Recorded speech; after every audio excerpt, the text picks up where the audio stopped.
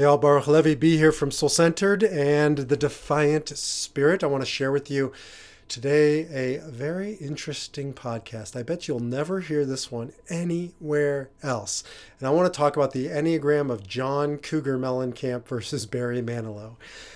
Why in the hell do I want to talk about this particular topic? Because I like teaching the Enneagram through the lens of pop culture. I think it's just a fabulous way to make it stick. It's practical. You get to go out into the world and do exactly what I tell people not to do, which is reduce people to numbers. And I don't do that to reduce people nearly as much as to make sense of how they move through the world.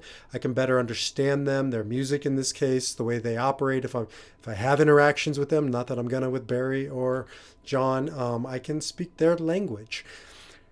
Also, I don't have their number. I can't know somebody else's number. Only they can know it. But it helps me go through a process to get to know them. And I'm going to share with you that process in this particular podcast. So if you're watching, you'll see a slide in front of you. If you're not, I'm happy to send you the slide, or you can get it at thedefiantspirit.org under the podcast page at the very bottom. But you don't need it. You can just listen and I'll talk you through it. And if you're looking, you'll see that I have a typical Enneagram picture with 9 types around it. And in those 9 types, I have either Barry's picture or John's picture. I've divided it up because they came out to me almost equally. And I put them each into the candidate of, or the camp of which one I thought they might be most likely.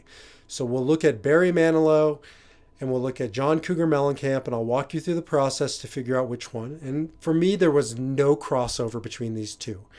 Let me tell you, I guess, how I ended up in this particular conversation about this combination.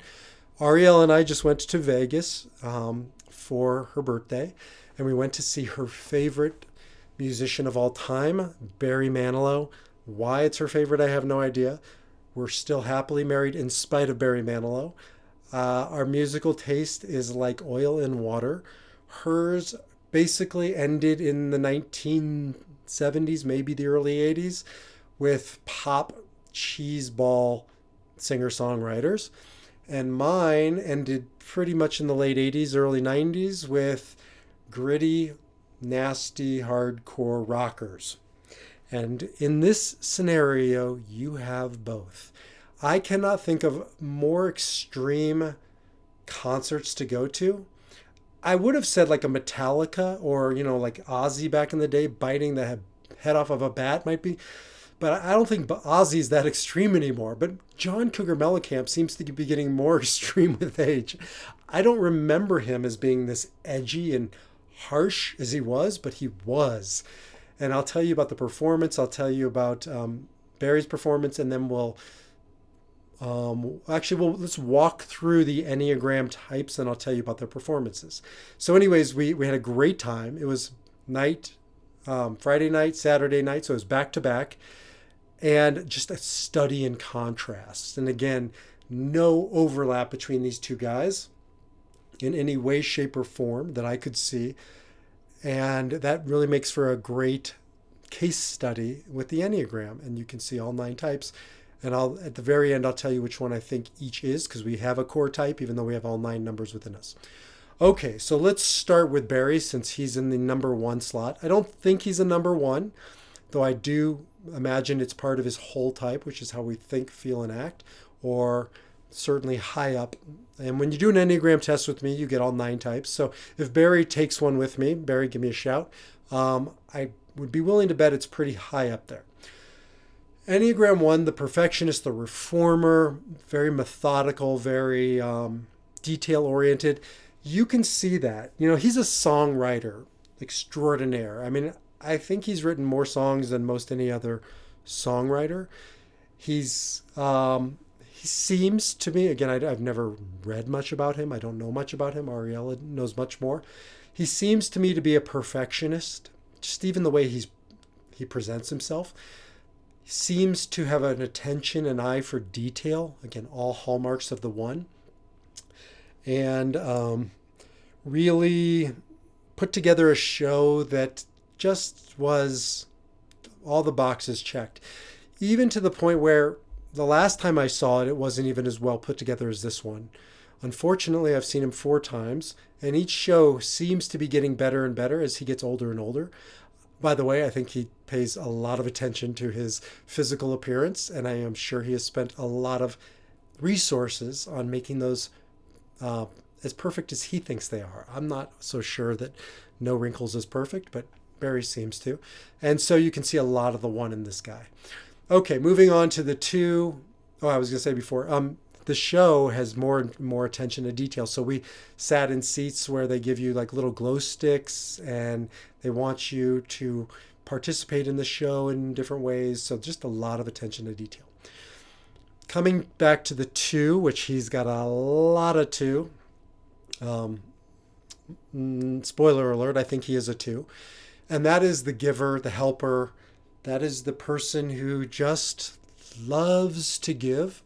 The shadow side is they have a deep need to be needed. And I think Barry is a two because you can feel he wants to be loved by his audience. I don't think this is a surprise to any Fanilows out there, but man, does he love you. He needs you. And I am not a Fanilow, but I'm in love with the Fanilow. So vicariously, I guess I am a Fanilow. But there is this relationship that, sorry, that's me. There's this relationship with the Enneagram 2 between them and whoever they're with. It's almost, if they don't stand guard against it, it can become a codependent relationship. And you can feel a codependency with some of the Fanilows and Barry Manilow. But at the end of the day, it's truly a person who just loves to give, wants to contribute.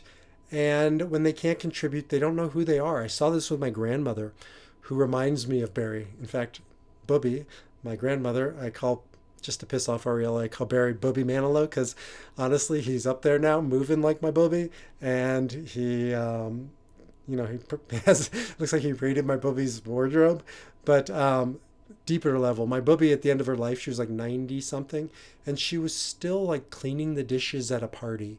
She just couldn't stop giving.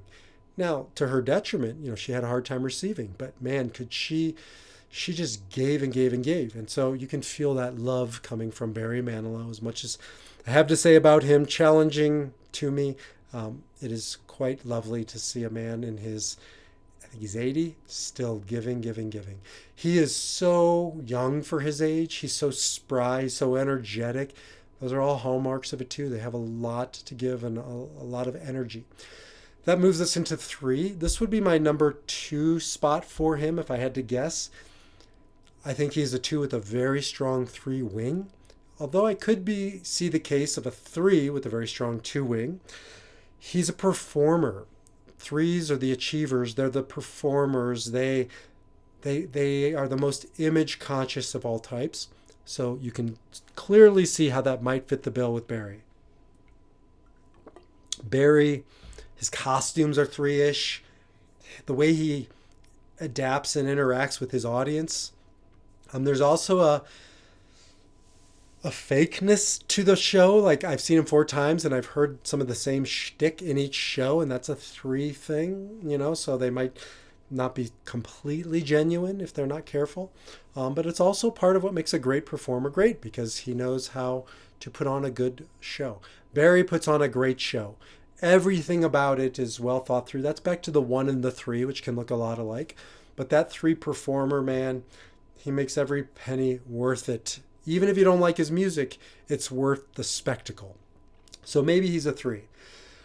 1, 2, or 3, I definitely thinking 2. Actually, I'm going to jump back up to 9 because then we're not, because I put him in 7 as well. So let's keep moving around the Enneagram and we'll talk about John Cougar Mellencamp. Now, John Cougar Mellencamp is a dark figure. He's brooding. What you see is not what you get. He is mysterious. He's got a mystique to him. This is all 4. 2 and 3 are the emotional types that are much lighter. 4 is much darker. John Cougar Mellencamp, I don't think he is a 4, but I do think when he feels like a 4. So I think it's part of his whole type, or sometimes it's called tri-type. But To me, John Cougar Mellencamp, I suppose I could just call him John Mellencamp now, since that's what he calls himself, is a 4. I think it's where the darker aspects of his music comes from. Barry doesn't write like a 4. Barry couldn't write like a 4. He reminded us that his most famous song ever is "Like a Good Neighbor, State Farm is there." That's his most famous jingle. He also wrote, "I am stuck on Band-Aid brand because Band-Aid's stuck on me." Oh my God, like a 4 wouldn't be caught dead right in those things. John has written so many dark, challenging songs. I mean, even his popular ones are not cheesy songs, but he's got a lot of music that is much more complex and dark. I don't think it's the most popular stuff. But I'm not a huge Mellencamp fan. I know maybe 20 of his songs. None of them are light and silly. So definitely not a 4, but a lot of 4 in John. All right, Mellencamp is a 5. So, he is a withdrawn figure. And 4 and 5 are the 2 most withdrawn types. Enneagram 9 is withdrawn, but not like the 4 and the 5. 4 and the 5 are at the bottom of the Enneagram because they're shadowy. They live in the shadows. And Mellencamp definitely is a shadowy figure, isolated. You can feel an isolation with him. You don't know that much about John Mellencamp. He's not like one of these celebrities that have spent their time in the limelight. Barry has. That's much more of a 2 or a 3. But 4 and 5 tend to be more shadows. 5, the investigator, is much more of a deep thinker, much more quiet, cerebral. You can feel that with Mellencamp. You can tell he's thought through a lot. Now, I don't think he's a 5. And I think if I'm going to talk about the way he thinks, he's probably more of a 6 in the way he thinks. But you can feel that quiet, isolationist piece of him that I could hear a case being made for the 5. Moving into the 6, at the end of the day, I think he is a 6. But I think he's the non-traditional 6. So of the 6s, the loyalists, there are really 2 types of 6. There's the phobic 6. That's more of the Woody Allen 6, the Larry David 6, or the more, charming version of that. So that could be like a Jennifer Aniston or Adam Sandler maybe. But then you have those are called the phobic 6s. And there's more of a palpable fear. Now, counterphobic 6 is still dealing with fear. This is the fearful type. But they say screw you, or technically they'll say fuck you to their fear. And they'll look like a rebel. They'll look like an 8. We'll get there. So to me, he comes down to an 8 or 6. But counterphobic 6 is still dealing with fear. They just run towards the fear. And they want to present themselves as if they're not afraid. But in fact, it's coming from a place of fear. It just looks or manifests differently.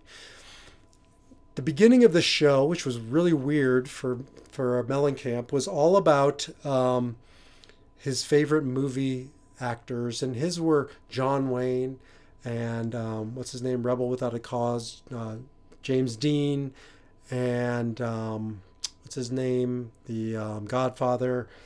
You know who he is. I know who he is. I just blanked on his name. But Marlon Brando. These are tough guys. Right now, they could either be 8s or they could be counterphobic 6s. All of his heroes are counterphobic 6s or 8s. And so you can feel this. Now, you can also hear it because a counterphobic 6 or an 8 is going to be the most likely to drop the F-bomb. I think Mellencamp said fuck in his show at least a dozen to 2 dozen times. I don't think Barry Manilow has ever uttered that word. And you could feel the difference between the two in their language, in the words that they used. I mean, Barry's words were much more relationship, much more gushing with emotion. And Mellencamp is not an emotional guy. If he is, it's a dark, brooding emotion. He's much more of a cerebral guy. He's much more of a gut, instinctual type.